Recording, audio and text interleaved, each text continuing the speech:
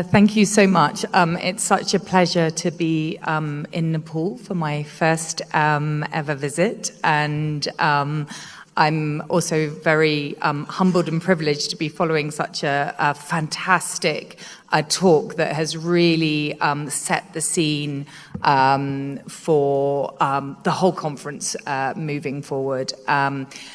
Just like to say good morning to all of our esteemed colleagues, to the organizing committee for inviting us, to our senior government and multinational, and thanks for having me here.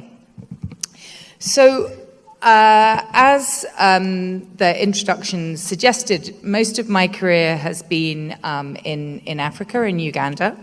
And I'm going to talk a little bit about this morning about some lessons we've learned from the Hub for Sexual and Reproductive Health, AI, in Africa.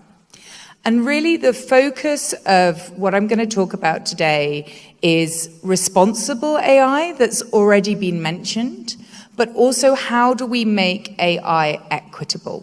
So really the kind of background behind this talk is we've had a fantastic introduction to the possibilities and the excitement, and also a little bit of an indication of some of the potential challenges and the resources that are required both to get from the lab into the field and into practice, but also the resources that are going to be used in terms of power and infrastructure to move forward.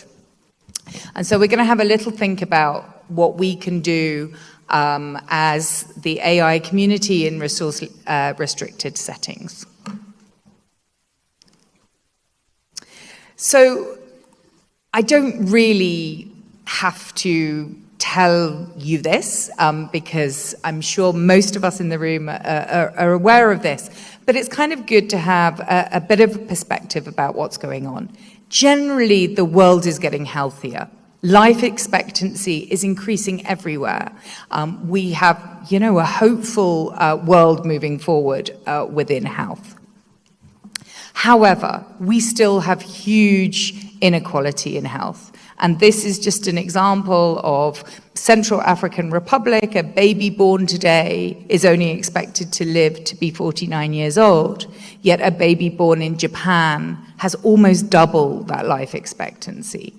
And so within this setting, we need to make sure that what we're doing is not increasing this inequality, but actually helping to address some of these issues.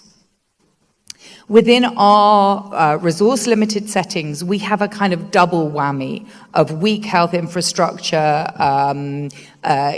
government and national debt structures. But we also, in a lot of countries, have a double burden of disease, especially where I come from in Uganda. We have a huge amount of infectious diseases and an increasing burden of non-communicable diseases. And what this leads to, this double whammy, is that the red areas on this map are areas where mortality is happening because of healthcare quality and healthcare access. And we've already had this mentioned by our conference chair and by the last speaker. But is there something that we can do to really improve the quality and access of healthcare with this amazing possible opportunity of technology we have moving forward?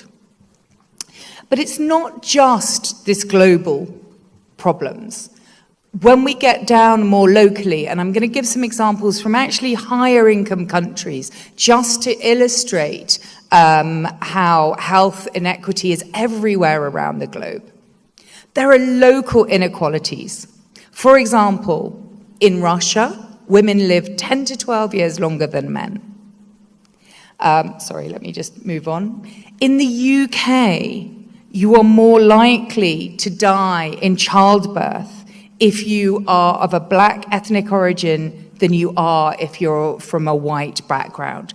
Even in the UK, that has universal health coverage and an amazing National Health Service. In Canada, this map is a map of the roads in Ontario and where the Indigenous populations live. The little stars are where the population is living, and the red lines are the major roads. As you can see, most of the Indigenous Canadian population is living a long way from a road. Therefore, their access to healthcare is reduced. And prisoners are another example, but prisoners are an interesting one. If you're a female prisoner, you're much more likely to die or have an early death compared to your colleagues. But actually, male prisoners do better having been within the prison system, because when they're in prison, they actually are more likely to access healthcare. So even within high-income settings, within populations, there are these differences in access and opportunities and barriers to seeking and being able to access healthcare. Then, that's just in access to healthcare. When we start to look in research, we've also got problems. So this is data from the US, okay, and it's slightly complicated, so I'll just kind of try and highlight it. What the table in the middle is showing is the number of female enrollees in blue. If you look at the blue dots, the number of women proportionately that are enrolled in research studies. And what I'm trying to highlight here is that in the US, cardiological and cancers are the leading cause of death in females. And yet, around about 40%, or certainly very few women are involved in research studies than men are involved in research studies on those particular conditions. Because we have a perception that men are more likely to die of heart disease, men are more likely to die of cancer, this then leads to enrollment in clinical studies. And what we'll do is in a little bit talk about how these inequalities in data can then cause us problems when we start to do work in AI.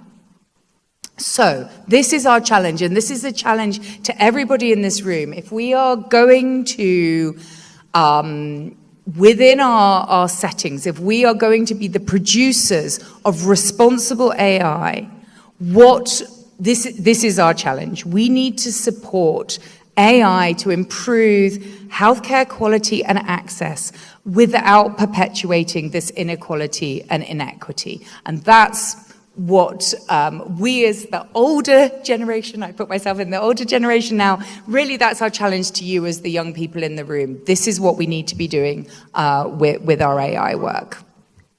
And just, you know, some of us are quite familiar with these terms, but just to clarify these terms, what we're talking about when we're talking about equality and equity. So I'm sure many of you have seen this before, but on the left-hand side, what we're saying with equality is everybody is allowed into this football match. So this is a football match. You've got the tall person, the older person, you've got a young child, and you've got somewhere in a wheelchair.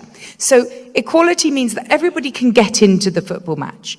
Equity is that we are making the football match accessible to everyone by giving them the tools they need to be able to see that football match. This is another way of looking at it, is if you want to get somewhere quickly, you can give everybody a bicycle, or you can provide everybody with a health facility.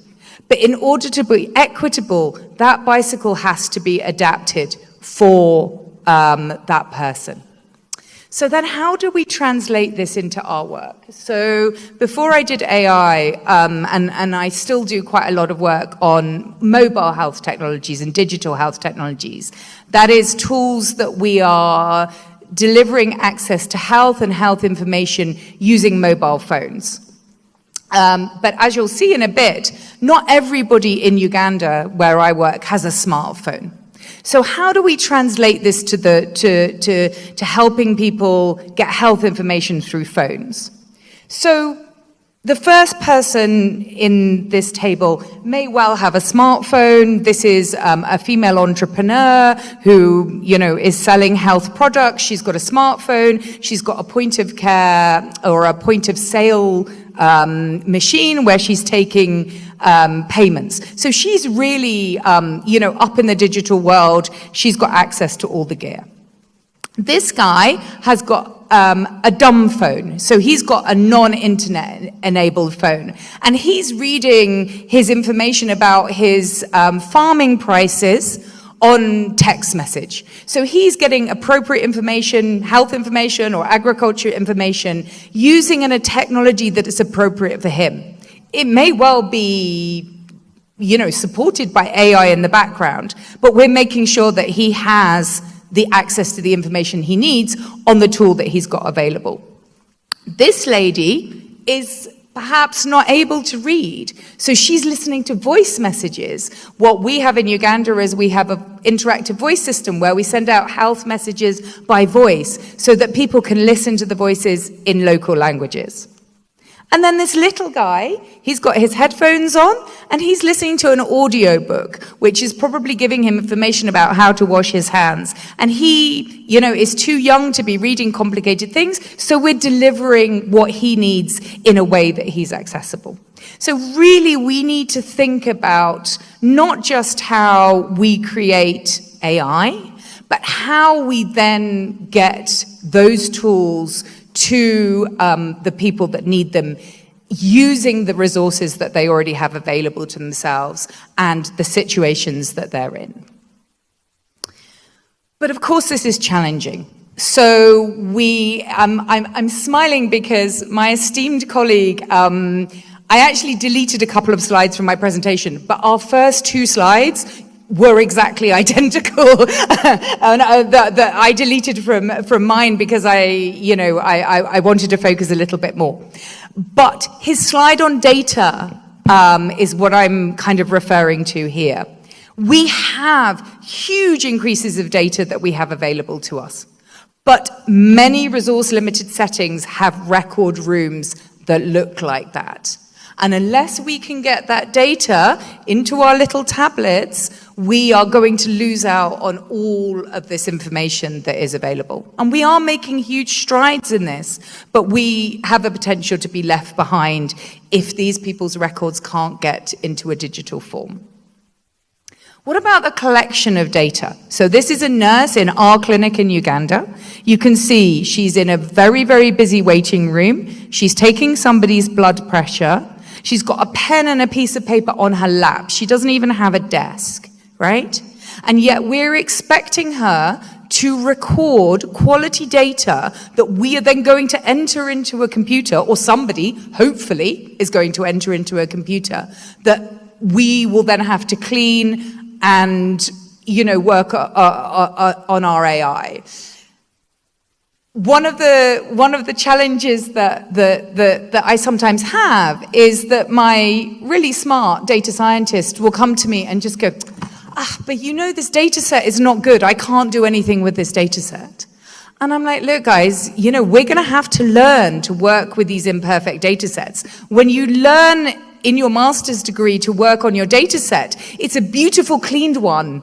But the real world isn't like that. The real world is made up of people who are working in this type of environment, who are doing their best to collect the data for you. And so we have to work within those limitations. But also for us, and I think this came on the slide about governance readiness, we still have huge amounts of our population that are not covered with internet access. So this comes down to how do we make sure that, our infrastructure, how do we advocate for our infrastructure being improved, but how do we work within these limitations that we have and make sure that we've got context-appropriate tools that can help as many people as possible benefit from AI. So, like I said, my background is digital health, and really the whole digital health revolution is what is creating an enabling environment for AI. As has been discussed, this huge generation of data, and this is the World Health Assembly resolution that really cemented the importance of digital health within health systems. And this is just an example of different places where we can get data. There's those electronic medical records that I mentioned, But there are more and more and more ways, the multimodal ways that we can start to collect information. And I think one of the challenges, again, that I would put out to the young people in the room is a kind of two-pronged challenge. One is, how do we help our populations to understand that their health data is very valuable and very important? But how do we get people to contribute to helping to generate their own data? So I smiled this morning, once I'd got over the slight concern about the fact that my bed was shaking, and my very well-organized wake-up call to make sure that I was here on time for my presentation, and the fact that all the hotel staff seemed to be outside in the garden and all the guests seemed to be inside. So I decided to go join the staff outside because I thought they probably knew more than me. But what I then did what probably half the room did, which was then Google earthquake in my phone, right? So as soon as I'd got over, the fact that I knew where my passport was, I then started to Google. And then, I'm not sure how many people have done this, but maybe we could have a show of hands. Has anybody else in the room, apart from me, actually entered their impact data into the earthquake crowdsourcing data collection? I know some of my colleagues have. Yeah. So already from 7 o'clock this morning, crowdsourcing was gathering data on the impact of that earthquake in real time on people all around. And I think when I first looked at it at 7:02, there was 11 responses. By 7:15, there were 700 responses. And there was already an impact map in real time of where the different impacts were. And of course, Kathmandu, because of a city, even though the impact was lower, had a higher impact. Unfortunately, I haven't had time to put it on my slides because it happened this morning. But I can see you can all have a Google and have a look at it and fill in your impact data. But this is a great example of actually how we as individuals, as we as communities, as we as populations can actually help create these larger data sets. Health examples include epidemiology, outbreak information, adding your information about any infections you have onto systems. But what AI gives us is this potential, as has been mentioned, of gathering this data from all sources. But we have a challenge in helping to encourage people around us to engage with that process and to invest their time in helping to create these data sets. So I'm going to move a little bit to specifics of what we've been doing now. I've got about just less than half my time left. So as mentioned, we run a hub for AI and maternal sexual reproductive health in Africa. And this is part of an AI for Development initiative in Africa that was originally set up by IDRC Canada and the Swedish Development Agency, but now has input from FCDO and GIZ and others. And really this is trying to generate a community of responsible and inclusive AI for Africa and a bit more globally. So HASH is the African hub for AI and maternal sexual and reproductive health, but there are other hubs around the world.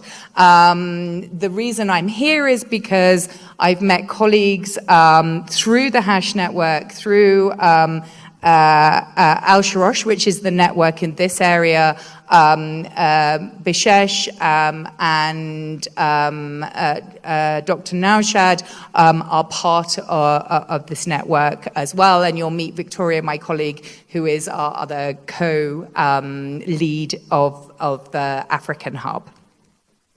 So it's a multidisciplinary consortium. between us as the Infectious Diseases Institute, myself as a medic, and my computing colleagues. Interestingly, we have a private sector organization, Sunbird, and then the university computing school as well. But what we have done is established a Pan-African network, and we're really excited to be associated to the HAI network, the wider global network, as HASH. But what we have done from the beginning, and what we are very intentional about, is the ethical and responsible AI. So Kieran and I talked about this, and he said there's lots of younger people in the room. So I would like to reinforce this. My children laugh at me because they say, Mum, how is it that you're running a medical drones project and you go and talk about AI in Africa and you can't actually turn on our TV at home, right? Why do you always have to ask for help when you want to watch Netflix, okay? And I said, well, girls, that's because I'm not actually that interested in the technology. What I am interested in is what the technology can do about a problem that I have. And that puts me in a really powerful position because it means I don't get distracted by how exciting the technology is. What I'm focused on is the problem. So how do we start to think about problems? From the kind of medics in the room, it's quite straightforward for you, but some of the people in the room I know are technologists or computer scientists. So there's a few ways of doing this. First of all, and most importantly, I think interdisciplinary teams and networking and talking to other people. You'll find as the day goes on that all of the teams that you'll meet have all kinds of different people within them. Computer scientists and medics, but also lots of other people. AlphaFold and DeepMind, who just won the Nobel Prize, they have ethicists and philosophers in their team, right? We need a multidisciplinary approach. We need arts, we need social scientists, we need a whole range of people that we're talking to and engaging with. We need to visit and engage with lots of different health settings. This is not just hospitals, and in fact, the US data shows that hospitals are actually quite rubbish at doing this. We need to engage right down to community level, and sometimes the guy with the smartphone in the village is much better at using the tech than the person in the hospital who doesn't need it as much, right? Innovation comes from necessity, right? Stakeholder consultation, I think Dr. Kieran has mentioned this. This is fundamentally important, and this is something that the network is trying to do, talking to as many people as possible. Community participation. Okay, I'll give you a quick example. I have a colleague who works in agriculture in Uganda, and he spent 2 years talking to farmers about artificial intelligence. And after 2 years, one farmer came up to him and said, Doctor, could you just help me a second? We've been talking about this AI for so long, but I still don't understand how I'm going to get my cow pregnant using the computer. Because for 2 years, this person thought that they were talking about artificial insemination, and actually they were talking about AI. So we don't just need to engage with our communities, we need to make sure that they understand that what we're talking about and that we're talking the same language and we have shared language and that we understand each other. And data-driven solutions, know your epidemiology, know your problem, know your need, know what's going on. It's not just about talking to people, it's knowing your numbers as well. And so within that context, what we did before we started the hub was we actually tried to do a needs assessment and also solicit what people thought that AI could do within maternal and reproductive health. So this is just, an assessment of the ideas that we solicited both from AI experts and healthcare professionals on where they thought best that maternal and reproductive health could be supported by AI. And we use this to actually develop our requests for applications. We use this to try and solicit the projects moving forward. We then put out our application in 2022, and that's important because it was before the most generative AI models came out, which I'll talk about in a minute. What's interesting is even within Africa, there is still a digital and language divide. We were trying to go for a whole Africa project, and as you know, there are over 50 countries in Africa, but the majority of our applications were from our East African colleagues and our West African colleagues. And actually going to lots of AI things in Africa, it does still tend to be the same 10 countries at all the meetings. So even within the continent, we do have this divide of who are even working within this space. And that's something that we need to really think about and really be aware of. But the good thing was we got a good distribution of projects, and I'll just run through some of these just to give you an idea of the range of things that people are doing. So there's lots of different ways of dividing up AI and talking about different projects. This is not one that I'm necessarily wedded to, but it just works within this context. Some of the documents that the WHO have produced, especially in maternal and reproductive health, have got some really good kind of situational analysis on different uses for AI in maternal sexual reproductive health, specifically if anybody's interested in that. So we kind of have three types of project. So the sorts of project that we had that were looking at kind of predictive algorithms were around risk evaluation. So prediction of miscarriages, identifying teenage patients at risk of hypertension in pregnancy, looking at who might be eligible for specific HIV interventions, and looking at contraception choices. So these were all using data, large data sets that we had available to look at risk analysis. Then there was a whole group of IEC, so information, education, and communication type models that were really the kind of chatbot large language models. Now, when we actually started this project, the big LLM wave hadn't happened, but it happened during the course of the project. So people then actually added the capability from the LLMs onto their projects. And this is an example of the MDoc, the Nigerian app that's being used widely in Nigeria for women to get sexual reproductive health help. And this is Victoria's project in Kenya that's providing HIV information to women. And then there's a couple of image analysis projects. As mentioned, the image analysis is doing quite well. There's one looking at pregnancy and pregnancy ultrasounds, and there's one looking at TB analysis. So just on the TB example, this is a mobile clinic. Normally, the clinic would go out, people would have their chest x-rays taken. The whole truck and the x-rays would go back to Kampala. They would then be analyzed by a doctor, and then at some point, 3-4 weeks later, a healthcare worker would have to go back to the village, try and find the people that had the x-rays, try and find them and give them TB treatment. And as you can imagine, in that month, they may have passed their TB on to other people. So if we can analyze those x-rays at the time, even if we can get an indicative idea and get people on treatment quickly, even if it requires a little bit of more analysis later, we can stop infections being passed on. These are just some examples of some of the other LLM projects that have come from a large Gates grant, and you can read more about it, that are specific around LLMs. And as I've only got a minute and a half left, I'm going to rush through the next bit. But this is really important. So, ethical and HR challenges with AI. We have to be aware of some of the problems we have. So, firstly, the systems are biased. If you put in, can you give me a picture of a nurse? You will, more often than not, get a young white woman. If you put in a doctor, you will get an old white male.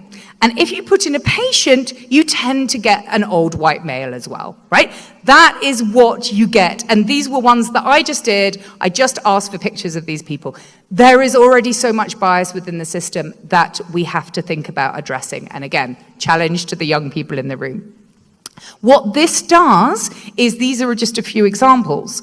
HIV data sets, for example, will overrepresent women because men are not very good at seeking health.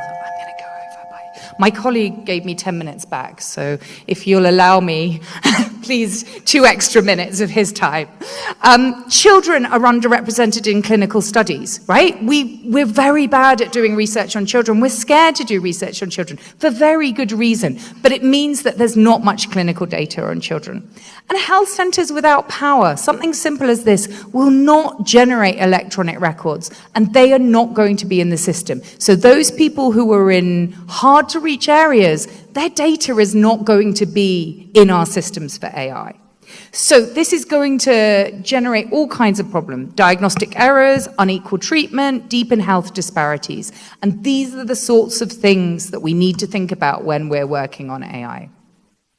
Data privacy and consent. Again, I've already given you this challenge. Our populations do not know how valuable their data is, and we have a responsibility to let people know their rights and how to protect their data and the risks of data and data privacy. This is just an example. I did this for a South African talk. So these are loyalty cards in South Africa for supermarkets. Already, supermarkets are starting to sell the data on what people buy. So people get a discount or they get money off their food for using a loyalty card.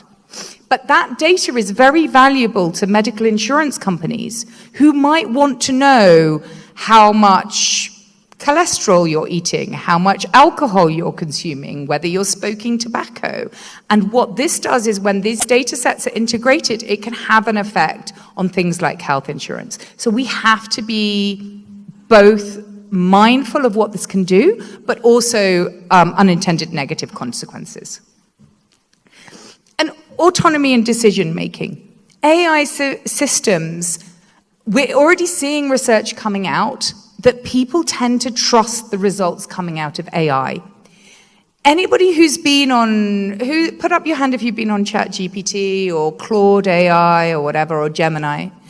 Okay, now keep your hand up if you remember reading the words that go along the lines of, this is an experimental model and you have to, take it with a pinch of salt, okay?